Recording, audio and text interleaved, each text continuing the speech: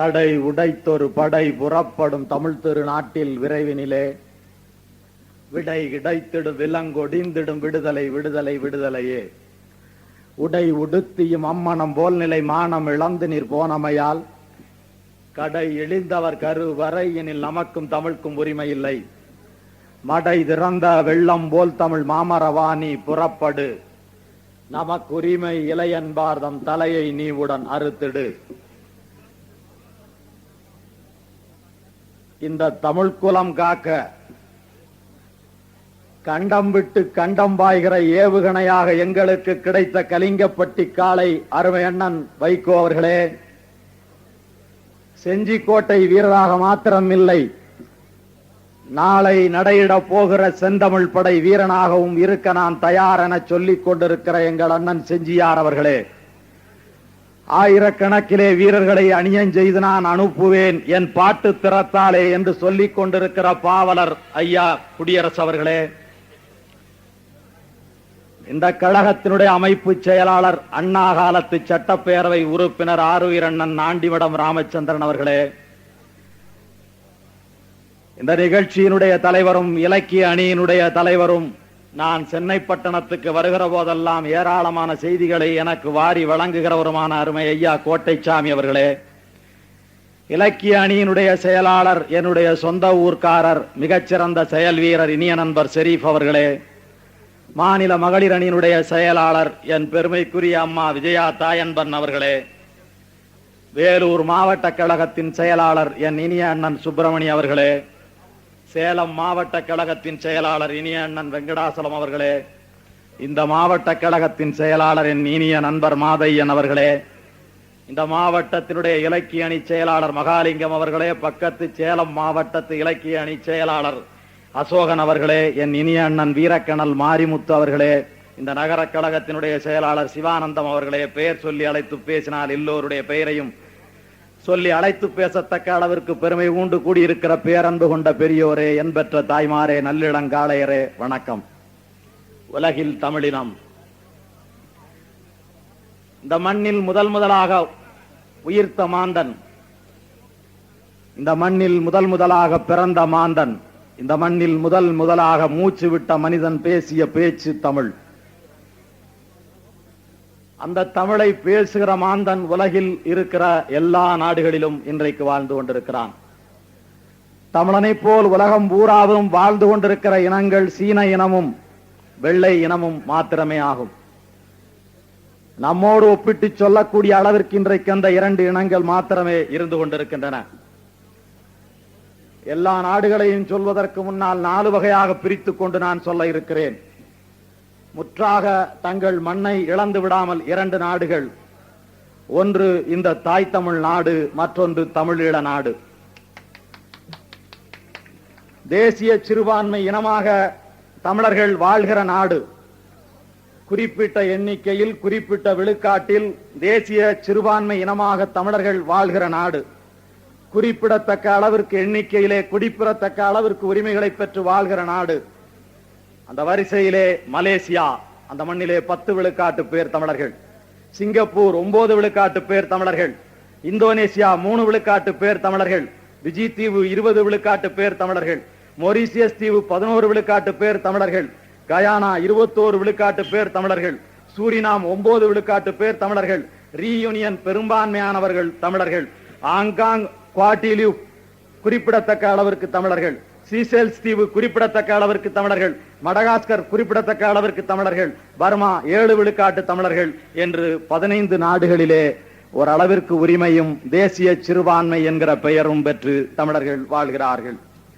ருசியாவிலே, சீனாவிலே, தென்கொரியாவிலே, ஜப்பானிலே, கானின் தீவிலே, தாய்லாந்திலே, தென் வியட்நாமிலே, பிலிப்பைன்ஸ் தீவிலே, தகித்தியிலே, நியூ காலடோனியாவிலே, செயின் லூசியாவிலே, செயின் வின்சனிலே, ஜெயின் மாடானிக்கிலே, செயின் கிராயிலே, தான்சானியாவிலே, தென்னாப்பிரிக்காவிலே, கென்யாவிலே, எத்தியோப்பியாவிலே, உகண்டாவிலே, எகிப்திலே, செனகலிலே, சிப்ரால்டரிலே, ட்ரினிடாலிலே, டுபாக்கோவிலே, சமைக்காவிலே, கனடாவிலே, அமெரிக்காவிலே, ஸ்பெயினிலே, போர்ச்சுகலிலே, இங்கிலாந்திலே, பிரான்சிலே, டென்மார்க்கிலே, பின்லாந்திலே, போலந்திலே, செக்கோஸ்லோவாகியாவிலே, ஹங்கேரியிலே, ஜெர்மனியிலே, நெதர்லாந்திலே, இத்தாலியிலே, சவுதியிலே, ஈராக்கிலே, ஈரானிலே, ஐக்கிய அரபு குடியரசிலே, செயின்ட் கிட்ஸ் தீவிலே, ஆஸ்திரேலியாவிலே, கீனியாவிலே, பஹ்ரைன் தீவிலே என்று 65 நாடுகளிலே தமிழன் வாழ்கிறான். இவன் இரண்டாவது வகை. மூன்றாவது வகை இந்திய துணைக்கண்டத்தின் பல்வேறு பகுதியிலே வாழ்கிறவன். நாலாவது வகை வேடிக்கையாக இருக்கும் தமிழர்களே, தன்னை அடையாளம் இழந்துவிட்ட ஐடென்டிட்டி, தன்னை அடையாளம் இழந்து கோடிக்கணக்கிலே வாழ்கிற தமிழர்கள். அடையாளம் தெரிந்த தமிழர்களுடைய எண்ணிக்கை மாத்திரம் 9 கோடி. அடையாளம் இழந்தவர்களை பிறகு சொல்கிறேன். அடையாளம் தெரிந்த தமிழர்களுடைய எண்ணிக்கை மாத்திரம் 9 கோடி. ஆனால் இந்த 9 கோடிக்கும் குறைவாக இருக்கிற அராபியர்கள், அவர்களுக்கு 23 நாடுகள் இருக்கிறது. 24வது நாடு ஒரு முயற்சியிலே இருக்கிறது. 9 கோடிக்கும் குறைவாக இருக்கிற அரபுக்கு 23 நாடுகள், இன்னொரு நாடு பிறக்க போகிறது. ஆனால் 9 கோடி இருக்கிற தமிழனுக்கு ஒரு நாடு கிடையாது. ஸ்பானிஷ் மொழி பேசுகிறவன் 11 கோடி மாத்திரமே இருக்கிறான். அவனுக்கு El Salvador, Guatemala, Nicaragua, Costa Rica, Panama என்று 11 நாடுகள் இருக்கிறது. ஸ்பானிஷ் மொழி பேசுகிறவன் 11 கோடி மாத்திரம் இருக்கிறான். அவனுக்கு 11 நாடுகள் இருக்கிறது. 9 கோடிக்கும் குறைவாக இருக்கிற அரபுக்கு 23 நாடுகள் இருக்கிறது. ஆனால் 9 கோடி வாழ்கிற தமிழனுக்கு இந்திய உலக பூப்பந்தில் எந்த இடத்திலேயும் ஒரு நாடு கிடையாது. அடையாளம் தெரியாத தமிழர்கள். அதை நான் சொன்னால் ஒப்புக்கொள்ள மாட்டீர்கள். பாவாணர் சொன்னால் ஒப்புக்கொள்ள மாட்டீர்கள். பெருஞ்சித்திரனார் சொன்னால் ஒப்புக்கொள்ள மாட்டீர்கள். அண்ணா சொன்னார் ஒப்புக்கொள்ள மாட்டீர்கள். வைகோ சொன்னால் ஒப்புக்கொள்ள மாட்டீர்கள்.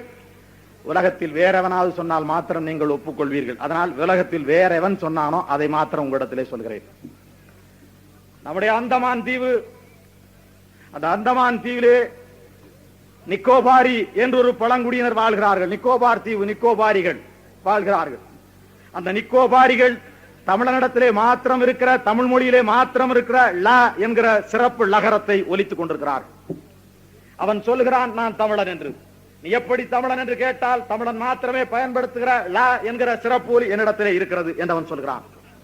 உன்னுடைய இனத்தின் பெயர் என்ன என்று கேட்டால் சாம்பன் என்று சொல்கிறான். அந்த சாம்பனையும் என்னுடைய தமிழனையும் பக்கத்திலே நிறுத்தி வைத்து பார்த்தால் ஒரு சிறிதும் வேறுபாடு தெரியவில்லை. 2 பேர் ஒரு மாதிரியாக இருக்கிறார்கள். எனவே இவன் தமிழன் என்று அவன் சொல்லுகிறான். அது மாத்திரமில்லை, பெரிய கோயிலே அந்த காலத்திலே வெட்டப்பட்ட கல்வெட்டு இன்றைக்கு நமக்கு சான்றாக இருந்து கொண்டிருக்கிறது. பெரிய கோயிலே கல்வெட்டு, ராஜேந்திர சோழன் படையெடுத்து போன காலத்து கல்வெட்டு, பெரிய கோயிலே கல்வெட்டு, நிக்கோபாரிகளோடு உறவு கொண்டிருந்தார் ராஜேந்திர சோழன் என்கிற கல்வெட்டு பெரிய கோயிலே. ஆனால் அந்த நிக்கோபாரிகள் தமிழர்களே தமிழை இழந்து போன காரணத்தால், மொழியை இழந்து போன காரணத்தால் இன்றைக்கு மனிதர்கள் என்றல்ல, காட்டு விலங்காண்டிகள் என்று அழைக்கப்படுகிறார்கள். நிக்கோபாரி இடத்துல போயிடாத, அம்பு வீசிடுவான், நஞ்சு தோய்த்த அம்பு வீசிடுவான் என்று சொல்கிறார்கள். மலாக்காவிலே மலாக்கா செட்டி என்று ஒருவன் இருக்கிறான். அந்த மலாக்கா செட்டிக்கு ஒரு மொழியும் கிடையாது. நம் ஊர் நரிக்குறவன் மாத்திரி கராபுரா என்று பேசிக் கொண்டிருக்கிறான். இந்த மலாக்கா செட்டியை கேட்டால் நம்முடைய ஊர் பக்கத்திலே இருக்கிற ஊர் பெயரெல்லாம் சொல்கிறார்கள். இதில் இருந்துதான் எங்கள் முன்னோர்கள் வந்தார்கள் என்று அவர்கள் சொல்லிக் கொண்டிருக்கிறார்கள். ஆனால் அவர்கள் மொழியை இழந்த காரணத்தாலே நரிக்குறவர்களைப் போல வாழ்ந்து கொண்டிருக்கிறார்கள். மலாக்கா செட்டிகள் கணிசமான எண்ணிக்கையில் மலேசிய பூமியிலே வாழ்ந்து கொண்டிருக்கிறார்கள். தமிழை இழந்து போயிருக்கிறார்கள். பீகாரிலே நடுப்பகுதியிலே ஒரு பகுதி, அங்கே இருக்கிற அத்தனை பேருக்கும் பின்னாலே கிள்ளி கிள்ளி கிள்ளி என்று பெயர் வருகிறது. என்ன கிள்ளி என்று பெயர் வருகிறது என்று கேட்டால், அவர்கள் இந்த குடும்பம் தென்பாண்டி சீமையிலே இருந்து வந்தது என்று சொல்கிறார்கள். கிள்ளி என்று ஒட்டு பெயர் வருகிறது. அவருடைய குடும்பத்தை நிர்வகிக்கிற குழு ஐம்பெருங்குழு என்று சொல்கிறார்கள். பீகாரிலே இந்தி வழங்குகிறது. ஆனால் ஐம்பெருங்குழு என்கிற தமிழ் சொல் அப்படியே அங்கே இருக்கிறது. கிள்ளி என்கிற பெயர் இருக்கிறது. ஐம்பெருங்குழு என்கிற சொல்லும் அங்கே பீகாரிலே அப்படியே வழங்குகிறது. அந்த ஊருக்கு பேர் என்ன என்று கேட்டால் சோட்டா நாக்பூர் என்று சொல்கிறார்கள். அது என்ன சோட்டா நாக்பூர் என்று கேட்டால் அது சோழா நாக்பூர். அவ்வளவுதான், சோழ நாகபுரி. அந்த வெள்ளி பனிமலையிலே இமயமலையின் மீது ஒரு கணவாய் இருக்கிறது. அது சோட்டா கணவாய். அது சோட்டா கணவாய் இல்லை, சோழன் கணவாய் என்று வரலாறு இருக்கிறது. சோழன் கணவாய் சோட்டா கணவாய் என்று மாறியது போல சோட்டா நாக்புரி, சோழா நாக்புரி, சோழா நாக்புரி, சோட்டா நாக்புரி என்று மாறி இருக்கிறது. ஆக பீகாரிலே தமிழன் இருக்கிறான். ஆந்திராவிலே காது வளர்த்துக் கொண்டு என் தென்பாண்டி சீமையிலே இருக்கிற கல்லர் சீமையிலே இருக்கிற பெண்குல மரத்தியர்கள் வாழ்வது போல காது வளர்த்த பெண்கள் காதிலே பாம்படம் தொங்கிக் கொண்டிருக்கிறது. அந்த பாம்படம் என்பது நாக உருவம். நாக உருவத்திலே பாம்படம் போட்டுக்கொண்டு ஆந்திராவிலே அவர்கள் வாழ்கிறார்கள். உங்கள் இனத்தின் பெயர் என்ன என்று கேட்டால் நாகர் இனம் என்று அவர்கள் சொல்கிறார்கள்.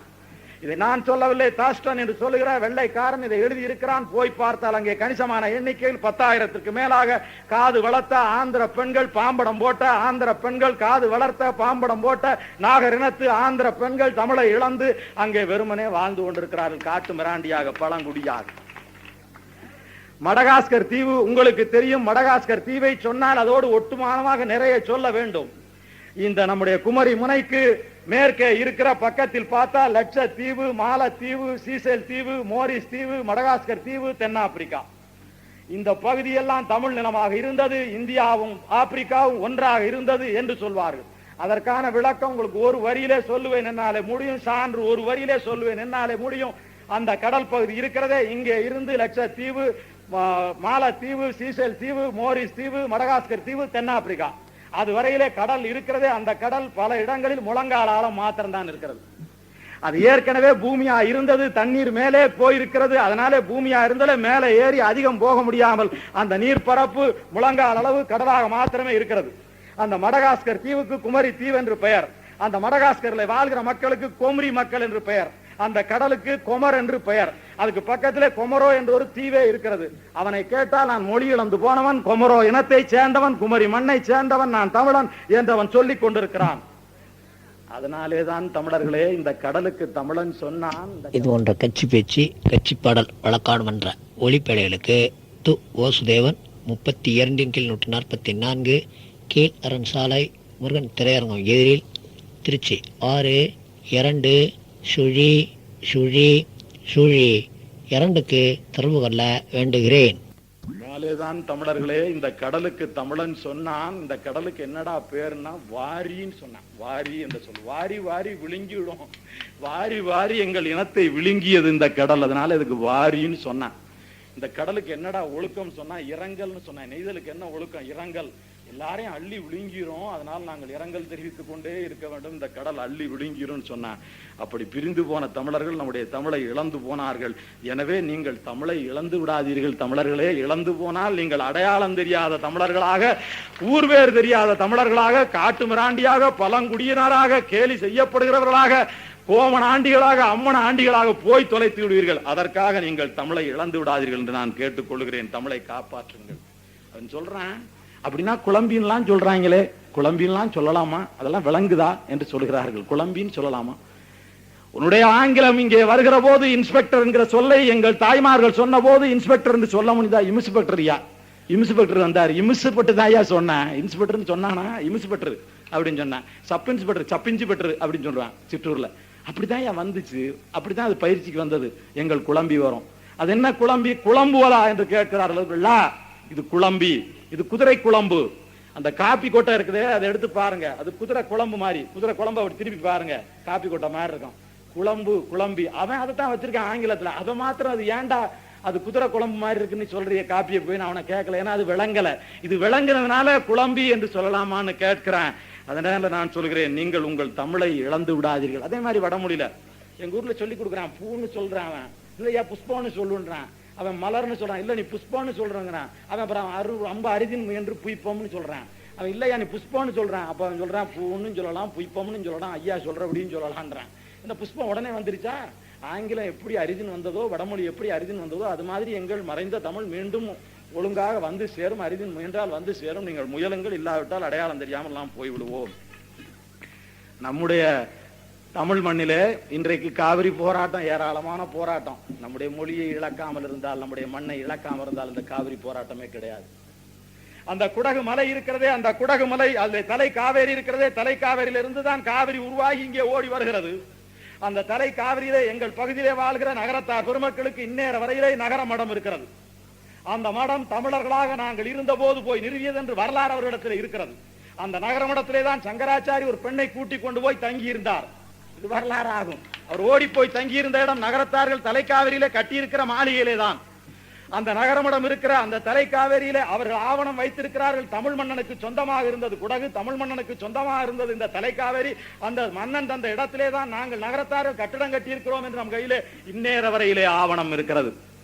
அது மாத்திரம் இல்லை, அந்த குடகு மண்ணை இன்றைக்கு இந்திய துணை கண்டத்துடைய நம்முடைய பாண்டிச்சேரி இருப்பது மாதிரி, தில்லிப்பட்டணம் இருப்பது மாதிரி, கோவா இருப்பது மாதிரி யூனியன் டெரிட்டரி ஆக்க வேண்டும் என்று ஒருவன் போராடி கொண்டிருக்கிறான். அது மைய அரசுடைய மாநிலமாக இருக்க வேண்டும் என்று ஒரு வழக்குரைஞன் போராடி கொண்டிருக்கிறான். அந்த வழக்குரைஞன் சொல்கிறான், இது தமிழ் மண், இந்த குடகு சீமை தமிழர்களுடைய பூமியாகும், நாங்கள் தமிழர்களுடைய பிறங்கடைகள், இந்த குடகு சீமையை விடுவிப்பேன், இந்த குடகு சீமையை தனி மாநிலம் ஆக்குவேன், இந்த குடகு சீமையை விடுவித்து இந்த குடகு மலையில் உருவாகிற இந்த காவிரி ஆற்றை என் தமிழர்களுக்கு கொண்டு போய் சேர்ப்பேன், கன்னடன் என்னை எதுவும் கிழிக்க முடியாது என்று போது சொல்லிக் கொண்டிருக்கிறான்.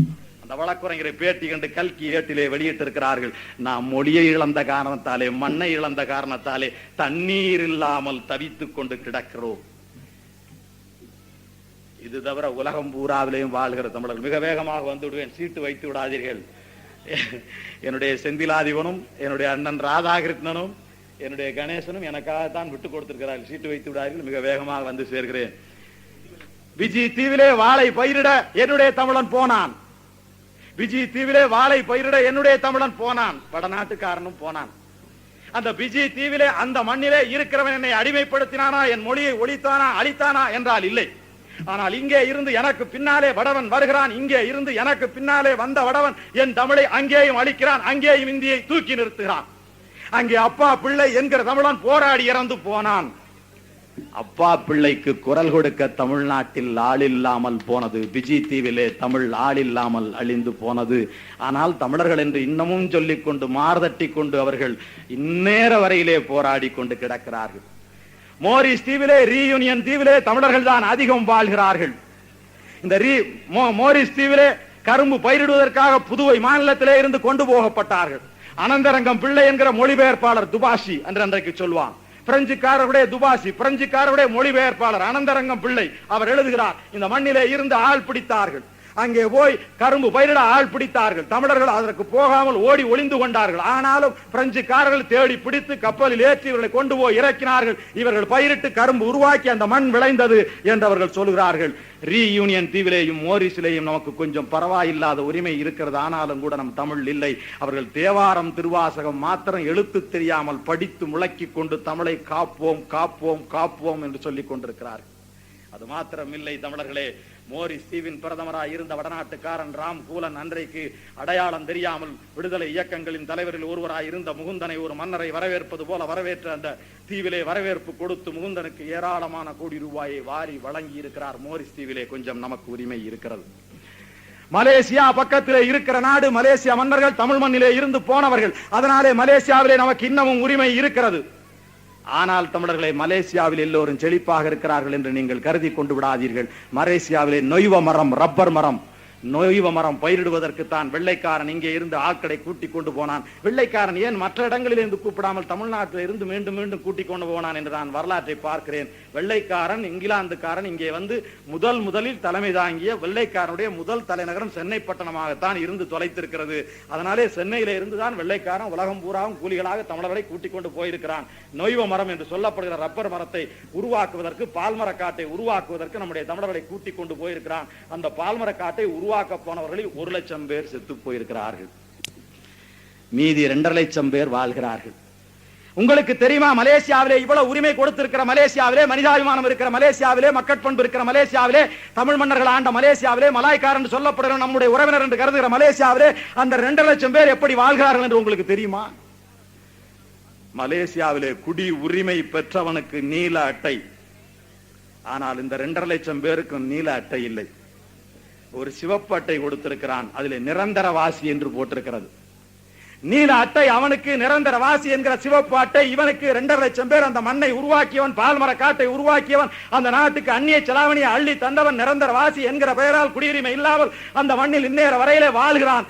இதை தமிழ் மண்ணிலே இருந்து எவனும் கேட்டது கிடையாது.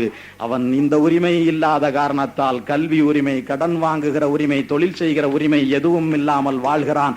அந்த மண்ணில் சீனன் வாழ்கிறான், அவன் தொழில் செய்கிறவனாக, வணிகம் செய்கிறவனாக, வாரி குவிக்கிறவனாக இருக்கிறான். என்னுடைய தமிழர்கள் அந்த மண்ணில் தொழில் செய்கிறவர்கள் 0.3, 1 விழுக்காடு இல்லை, 0.3 விழுக்காடு மாத்திரமே நம்முடைய தமிழர்கள் அந்த மண்ணிலே தொழில் செய்து கொண்டிருக்கிறார்கள். இது பரவாயில்லை தமிழர்களே. ஆனால் பர்மா நாடு நெல் விளைகிற நாடு, பர்மா அரிசி பெயர் பெற்ற அரிசி, பர்மா நாடு தேக்குக்கு பெயர் பெற்றது, பர்மா நாடு அரிசிக்கு பெயர் பெற்றது. தேக்கு விளைய, அரிசி விளைய பாடுபட்டவன் தமிழன். பர்மா நாடு எப்படிப்பட்ட நாடு தெரியுமா? ஐராவதி ஆறு பாய்கிற நாடு. ஆனால் ஐராவதி பாய்கிற சமவெளி பூமி சதுப்பு நிலப்பூமி. ஐராவதி பாய்கிற சமவெளி பூமி சதுப்பு நில பூமி. சதுப்பு நிலத்திலே நெல் விளையாது. உங்களுக்கு தெரியும், அந்த சதுப்பு நிலத்தை நெல் விளையும் பூமியாய் ஆக்கிய மனிதன் தமிழன். அந்த சதுப்பு நிலத்திலே அறுவடை செய்கிற போது, கதிர் அறுக்கிற போது, விளைந்திருக்கிற நெல்லை அறுக்கிற போது கட்டில் போட்டு அறுக்கிற பர்மா தேசம் என்று எங்கள் ஊரிலே பாட்டு சொல்வார்கள். கட்டில் போட்டு அறுக்கிற பர்மா தேசத்தில் என்று அவர்கள் பாட்டு பாடுவார்கள். கட்டில் போட்டு அறுவடை செய்கிற வேலையை, சதுப்பு நிலத்திலே அறுவடை செய்கிற வேலையை, இஸ்ரேல் மாதிரி சதுப்பு நிலமாய் இருந்த ஐராவதி சமவெளியிலே அறுவடை செய்கிற வேலையை ஆயிரக்கணக்கான ஏக்கர் நெல் விளைகிற பூமியாக மாற்றி தந்தவன் பர்மாவிலே தமிழன். அன்றைக்கு தமிழனும் அங்கே 3 லட்சம் பேர், சீனாக்காரனும் 3 லட்சம் பேர். அந்த சீனாக்காரன் மாத்திரம் பல்கி பெருகி தலைத்து கிளைத்து பெருகுவதற்கு என்ன காரணம்? அவனை அடித்தால், அவனை மிதித்தால், அவனை கொன்றால், அவனை பறிமுதல் செய்தால் அவனுக்கென்று கேட்பதற்கு ஒரு நாடு இருக்கிறது, நாதி இருக்கிறது, அரசு இருக்கிறது, கொடி இருக்கிறது, முடி இருக்கிறது. அந்த கொரியா நாட்டிலே சீனன் தாக்கப்பட்ட போது சீனாக்காரன் சொன்னான், என் படை வரும் என்று சொன்னான். அதற்கு பிறகு கொரியா படை சொன்னது, நீங்கள் அவர்களை தாக்கினால் மிகப்பெரிய சீனப்படை வந்து சேரும், நிறுத்துங்கள் என்று சொன்னார்கள். அப்படி சொல்வதற்கு அவனுக்கு ஒரு படை இருந்தது. நமக்கு படை இல்லை தமிழர்களே. அந்த பூமியை விளைய வைத்தவன் அங்கே இருந்து வெட்டி வீழ்த்தப்பட்டான். பர்மாவிலே இருந்து நடந்தே கல்கத்தா வழியாக எங்கள் சீமைக்கு ஓடி வந்தார்கள். காடுகளிலே நடந்து வந்தார்கள். நடந்து வருகிற போது நோய்க்கும் நொடிக்கும் ஆளாகி பல பேர் செத்து தொலைந்தார்கள். 3 லட்சம் பேர், 2 லட்சம் ஆனார்கள். ஆனால் 3 லட்சம் சீனன் 50 லட்சம் ஆனான். உங்களுக்கு ஒரு நாடு இல்லாததாலே, உங்களுக்கு ஒரு பின்புலம் இல்லாததாலே, உங்களிடத்தும் தமிழ் உணர்வு இல்லாததாலே அப்படி போனது. அண்ணனுக்கு தெரியும், தில்லி பட்டணத்திலே தமிழர்கள் 10 லட்சம் பேர் வாழ்கிறார்கள். தில்லியிலே சீக்கியன் வாழ்கிறான். அந்த தொப்பிக்காரன், தாடிக்காரன் நெஞ்சை நிமிர்த்தி கொண்டு அவன் வாழ்கிறான். அவன் இந்திரா காந்தி குடும்பத்துக்கு சவாலாக வாழ்கிறான். அவனிடத்திலே சோனியா காந்தி, என் மாமியார் செய்ததெல்லாம் தவறுதான், மன்னித்து விடுங்கள், நான் மறுபடியும் பதவிக்கு வரலாம் என்று பார்க்கிறேன், நீங்கள் அனுமதித்தால் வருகிறேன் என்று அனுமதி கேட்கும்படியாக அவன் நெஞ்சை நிமிர்த்தி கொண்டு இருக்கிறான்.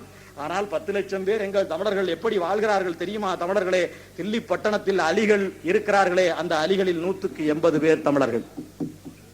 தில்லி பட்டணத்தில் பிச்சைக்காரர்கள் இருக்கிறார்களே, அந்த பிச்சைக்காரர்களில் 150 பேர் தமிழர்கள். தில்லி பட்டணத்தில் உணவகங்களில் மேசை துடைக்கிற வேலை, தில்லி பட்டணங்களில் தெருவோரங்களில் செய்தித்தாள் விற்கிற வேலை, தில்லி பட்டணங்களில் சுமை தூக்குகிற வேலை, தில்லி பட்டணங்களில் திருடுகிற வேலை, தில்லி பட்டணங்களில் பொறுக்குகிற வேலை ஆகிய வேலைகள் எல்லாம் எங்கள் தமிழர்கள் மாத்திரம்தான் செய்து கொண்டிருக்கிறார்கள். 10 லட்சம் தமிழர்களுடைய நிலை இதுதான். அந்த தில்லி பட்டணத்திலே அங்கே இருக்கிற அத்தனை மொழியும் கல்வி கொடுக்கப்படுகிறது. அந்த தில்லி பட்டணத்திலே சிறுபான்மை இனம் என்கிற பெயரால், இந்த தமிழ் மண்ணிலே இந்த ஓரத்திலே வாழ்கிறவனுக்கு சிறுபான்மை இனம் என்கிற பெயரால் கன்னட கல்வி, அந்த ஓரத்தில் சிறுபான்மை இனம் என்கிற பெயரால் மலையாள கல்வி, அந்த ஓரத்தில் சிறுபான்மை இனம் என்கிற பெயரால் தெலுங்கு கல்வி தரப்படுகிறது. அது மனித நாகரிகம், நான் மதிக்கிறேன். ஆனால் எங்கள் தமிழனுக்கு தில்லி பட்டணத்தில் சிறுபான்மை இனம் என்கிற பெயரால் தமிழ் கல்வி கிடையாது. எங்கள் தமிழன் அப்படி வாழ்கிறான். இந்த புதுவை சீமையில் ஜானகிராமன் முதலமைச்சராக இருக்கிறாரே, தமிழன் முதலமைச்சராக இருக்கிறானே, திராவிட முன்னேற்ற கழகம் ஆண்டதே, இடையிடையில் வந்து போனதே. அந்த புதுவையில் தமிழனுடைய நிலை என்ன என்று கேட்டால், புதுவையிலே அரசு ஊழியராக அவன் இருக்கிறானா, புதுவையிலே கண்காணிப்பாளராக, புதுவையிலே கணக்கு எழுத்தராக, புதுவையிலே அணுக்க செயலாளராக, புதுவையிலே எழுத்தராக 180 பேர் மலையாளத்துக்காரன் இருக்கிறான். அது எப்படி என்று கேட்டால், மலையாளத்திலே கண்ணனூருக்கு பக்கத்தில் இருக்கிற மாகையிலிருந்து 2 சட்டப்பேரவை உறுப்பினர் அந்த பக்கத்திலே இருந்து வருகிறார்கள். அதனாலே அந்த தொகுதியிலே பதிவு செய்து, அது பாண்டிச்சேரி மாநிலம் என்று பதிவு செய்து, அங்கே இருந்து 180 வேலைகளை அவன் வாங்கி கொண்டு போய்விடுகிறான். அந்தமான் தீவு தமிழர் தீவு. அந்தமானில் முதலில் நுழைந்தவன் தமிழன். அந்தமான் ஆட்சி தமிழன் கையில் வந்தது. அந்தமான் ஆட்சியை டோஜோ என்கிற ஜப்பான் மன்னர் நம்முடைய நேதாஜி கையிலே கொடுத்தார்கள். டோஜோ மன்னர் நேதாஜி கையிலே கொடுத்தார். நேதாஜி நம்முடைய உலகநாதன் கையிலே கொடுத்தார். அந்தமான் பூமியினுடைய தலைமை அதிகாரி உலகநாதன். உலகநாதன் தான் அந்த அந்தமான் தீவினுடைய ஆட்சியை கையிலே பெற்றார், தலைமை அதிகாரியாக இருந்தார். ஆனால் இன்றைக்கு அந்தமானிலே இந்த போருக்கு பிறகல்ல, தமிழீழ போருக்கு பிறகல்ல, தம்பி பிரபாகரனுக்கு பிறகல்ல, அந்தமானிலே இதற்கு முன்னாலே தமிழன் நடந்து போனால் ஏ ராவணா என்று கூப்பிடுகிறார்கள். நம்மை பார்த்து ராவணா என்று கூப்பிடுகிறார்கள். நமக்கு ராவண பட்டம் அந்தமான் தீவிலே. அந்த அந்தமான் தீவிலே இடஒதுக்கீடு கிடையாது. 18 விழுக்காடு தாழ்த்தப்பட்டோருக்கு மைய அரசிலே கொடுக்கப்படுகிறது. அந்த 18 விழுக்காடு அந்தமான் தீவிலே நமக்கு தரப்படுவது கிடையாது. அப்படி தந்தால் தமிழன் வேலைக்கு வந்து விடுவான் என்று சொல்லி தரப்படுவது கிடையாது. அந்தமான் தீவிலே இருக்கிற வடநாட்டுக்காரன் அவன் கோலி பண்டிகை கொண்டாடுகிறான். வண்ண தண்ணீரை மேலே ஊற்றுகிறான், வண்ண பொடியை கலந்து வீசுகிறான். அப்படி வீசுகிற போது தமிழன் மயங்குகிறான். அவனோடு 2.5 கலந்து விடுகிறான். தமிழன் யாரையும் ஏற்றுக்கொள்கிறவன். அதனாலே அவனுடைய கோலி பண்டிகை இவன் கொண்டாடுகிறான். அவனுடைய வண்ண பொடியை இவன் அள்ளி வீசுகிறான். ஆனால் தமிழருடைய பொங்கல் பண்டிகை ஒரு வடநாட்டுக்கூரன் கூட கொண்டாடுவது கிடையாது. அந்த மண்ணிலே நம்முடைய ஆட்களுடைய நிலை இதுதான். பக்கத்தில் இருக்கிற கோலார் தங்கவயல் தமிழனுடைய பூமியாகும். பெங்களூர் எங்களூர் என்றுதான் அவர்கள் சொல்லிக் கொண்டிருக்கிறார்கள். பெங்களூர் நம்முடைய மண்ணாகும். பெங்களூரிலே பெரும்பான்மை தமிழர்கள். குடியேறியவன் தமிழன் அல்ல. பெங்களூர் நம்முடைய ஊர். கோலார் தங்கவயல் நம்முடைய மண்ணாகும். கோலார் தங்கவயல் தமிழன் அதிகம் இருக்கிறான் என்கிற காரணத்தாலே கோலார் தங்கவயல் இழுத்து மூடப்படுகிற நிலையில் இருக்கிறது. அந்த கன்னட மண்ணிலே, பெங்களூரிலே, கௌதம நகரிலே, அம்பேத்கர் நகரிலே, சுதந்திர நகரிலே, ஓகலிபுரத்திலே, லக்குமணிபுரியிலே, ஜெய்பீம் நகரிலே, வள்ளுவர்புரத்திலே தமிழர்கள் மிக பெரும்பான்மையாக வாழ்கிறார்கள். அதனாலே அந்த கலவரத்தில் அவர்களை அடிக்க முடியாமல் 144 தடை உத்தரவை பிறப்பித்துக் கொண்டு காவல்துறையே வீடு வீடாக போய் அவர்களை கட்டி இழுத்து வெளியே போட்டுவிட்டு அவர்கள் சொத்தை சூறையாடியது, கொள்ளை அடித்தது கொண்டு வந்தது.